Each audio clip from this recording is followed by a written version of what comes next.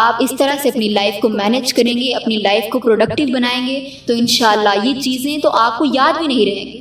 اور دیکھیے شیطان جو ہے اس کا تو کام ہے مرتے دم تک ہمیں ورگلانا، ہمیں دعوت دینا گناہوں کی۔ تو اگر آپ اس طرح چھوٹی چھوٹی چیزوں کو اپنی کمزوریاں بنا لیں گے تو پھر آپ ایک طاقتور انسان نہیں بن سکتے۔ اور مسلمان تو ہے ہی بہادری کا نام۔ جب آپ لا الہ الا اللہ کا اقرار کرتے ہیں تو آپ پوری دنیا کے خلاف آ کر ایک قدم اٹھاتے ہیں کہ ہاں میں ساری دنیا کے بتوں کو ٹھکراتی ہوں اور میں ایک خدا پر ایمان لے کر آتی ہوں۔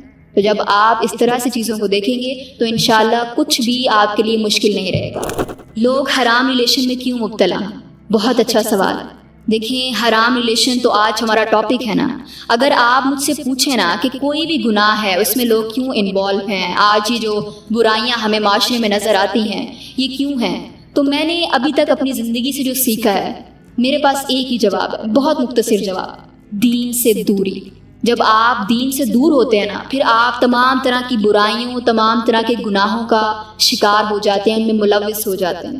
جو بندہ دین سے قریب ہے، دین کے ساتھ اس نے اپنے آپ کو اٹیچ کیا ہوا ہے، وہ قرآن کو پڑھتا ہے اور قرآن ہی آپ کی کتاب زندگی ہے۔ جب آپ نے زندگی کی کتاب کو ہی چھوڑ دیا، ایک مینول کو ہی چھوڑ دیا، تو آپ کیسے اپنی زندگی کو گزار سکتے ہیں؟ پھر تو آپ حرام ریلیشن میں انوالو ہوں گے۔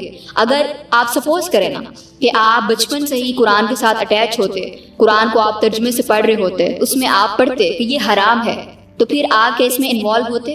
آپ کو پہلے ہی آگاہی ہوتی اس چیز کی کہ ہاں یہ حرام ہے، میں نے اس کی طرف نہیں جانا۔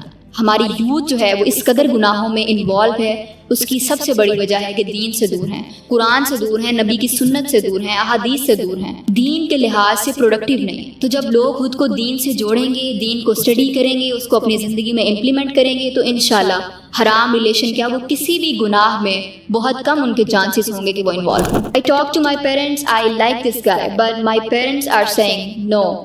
یہ ہماری کاسٹ کا نہیں۔ افسوس سے کہنا پڑتا ہے کہ پیرنٹس اولاد کو آج کل سمجھنے میں دلچسپی نہیں لیتے، اپنی اولاد سے اپنا بانڈ مضبوط نہیں کرتے، جس کے نتیجے میں اولاد ان سے دور دور اور بہت دور ہو جاتی ہے۔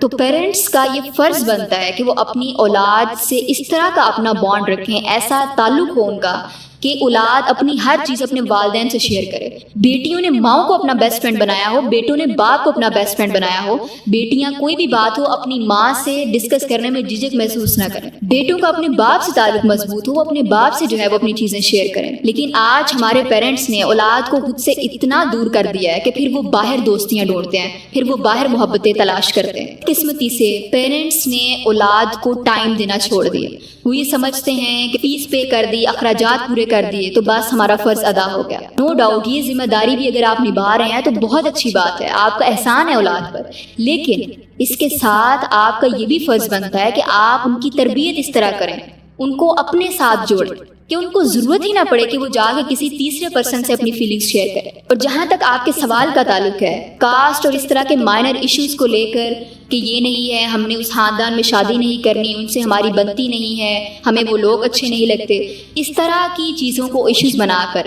اپنے بچوں کی فیلنگز کے ساتھ نہ کھیلیں۔ آپ کے لیے آپ کے بچے کی فیلنگز امپورٹنٹ ہونی چاہیے، اور اس میں بھی یہ نہیں کہ بچہ اگر کسی غلط پرسن کو چوز کر